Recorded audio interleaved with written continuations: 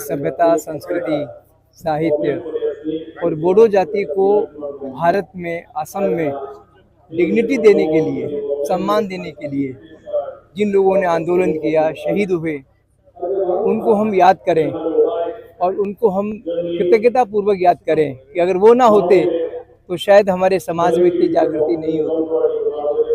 क्योंकि बोडो आंदोलन जो है वो राजनीतिक आंदोलन कभी नहीं रहा। वो अपने समाज को, समाज में, असमिया समाज में डिग्निटी दिलवाना चाहता था। वो अपने बच्चों की अपनी भाषा में शिक्षा की चिंता करना चाहता था। तो ये बहुत सोशियो कल्चरल डिग्निटी के लिए जो आंदोलन किया, लोगों ने जो शहादत दी, लोग शहीद हुए, उनको याद करके हमको हमेशा याद रखना है कि हम आज जो भी हैं, जो भी हमको दुनिया में आज मिल रहा है, सम्मान मिल रहा है, पॉलिटिकल सोशल पावर मिली है, वो उन शहीदों की वजह से है। इसलिए हमको हमेशा ईमानदारी से अपने समाज के लिए काम करना है।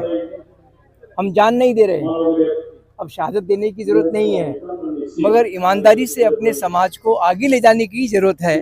उसके लिए हमको काम करना चाहिए।